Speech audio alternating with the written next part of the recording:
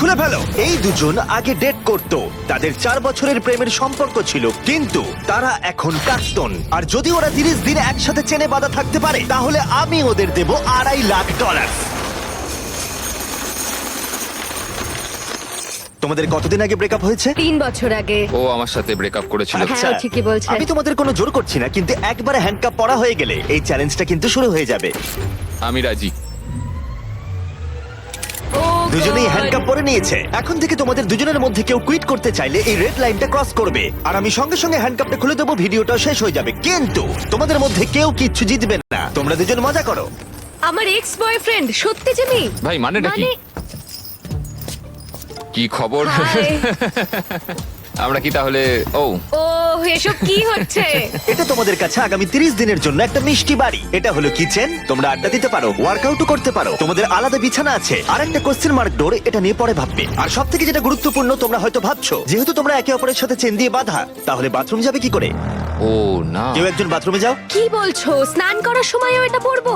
হ্যাঁ, মানে তুমি এটা খুলে ফেললেই ভিডিওটা শেষ হয়ে যাবে। তোমার হ্যান্ডকাপটা এখানে ঢুকিয়ে দাও। আহা, এটা তো তোমরা এবার দারুণ বানিয়েছো। boom! আরে ওর চেনের একটু দরকার কিন্তু পড়বে। আমি যদি এটাকে বাইরে থেকে আরে- টানতে শুরু করি।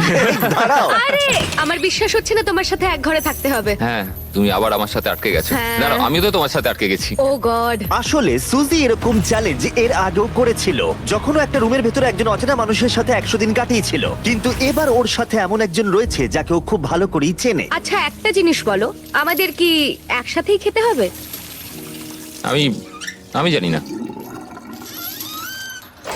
আচ্ছা, যশ এখন স্নানে গেছে, তাই আমার মনে হলো আমার কিছু কথা বলা উচিত। আমার এই চ্যালেঞ্জটায় খুবই নার্ভাস লাগছে। আমরা 4 বছর একসাথে ছিলাম, 3 বছর আগে ব্রেকআপ, আর এখন আমরা একটা ঘরে বন্দি। একটা সময়ের পর আমাদের তো কথা বলতেই হবে।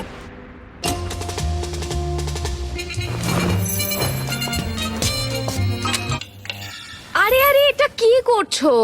সরি। ঘুমটা তো ভাগিয়ে দিলে, এবার জেলেই রাখো। আজকে দ্বিতীয় দিনের সকাল, আর এই দুজন প্রাক্তন নিজেদের পুরনো ছন্দ খোঁজার চেষ্টা করছে। তুমি আমাকে রান্না করে দিলে, আমি খুবই খুশি হয়েছি।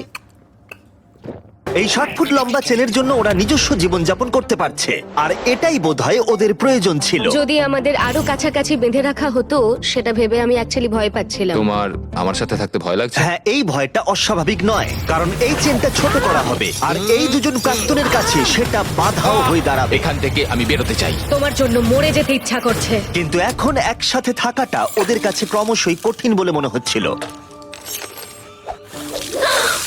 তোমার গায়ে পড়লো? ও সরি। প্যানের পুরো তেলটা পড়ে গেল আমার সারা গায়ে। সরি। তোমার জন্য আবার আমাকে স্নান করতে হবে। মজাটা হচ্ছে যে আমি ওকে ইচ্ছা করে বিরক্ত করছি, ও এটাই ডিজার্ভ করে। ও আমার সাথে ব্রেকআপ করেছিল। আমার মনে হয় আমাদের নিজেদের সমস্যাগুলো ঠিক করে নেওয়া উচিত। হ্যাঁ, আমারও মনে হচ্ছে আমাদের দুজনকে একটু মানিয়ে চলতে হবে, না হলে সমস্যা হবে।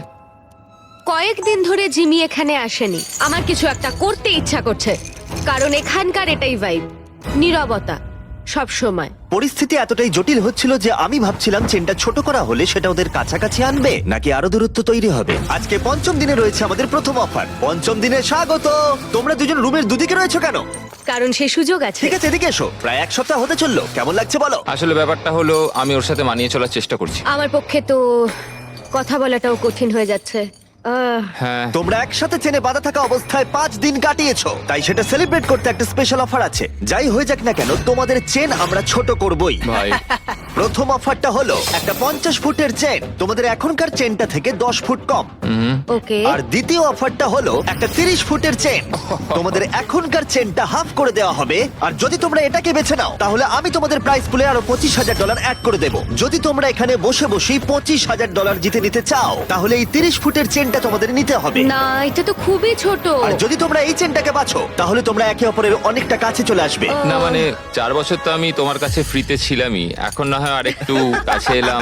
এটা তুমি কি ওই বললে? 10,000-এর ভালো জন্য। বলেছে। তোমরা কি তোমাদের চেনটা হাফ করে নিতে চাও? আমি এতে রাজি। আমারও সেটা ইচ্ছা, আমি রাজি। ঠিক আছে, নোলান চেনটাকে কেটে ছোট করে দাও। ও গড। তোমাদের চেনটা এখন অফিশিয়ালি কেটে হাফ করে দেওয়া হয়েছে। তোমাদেরকে গুড লাক। চিয়ার্স।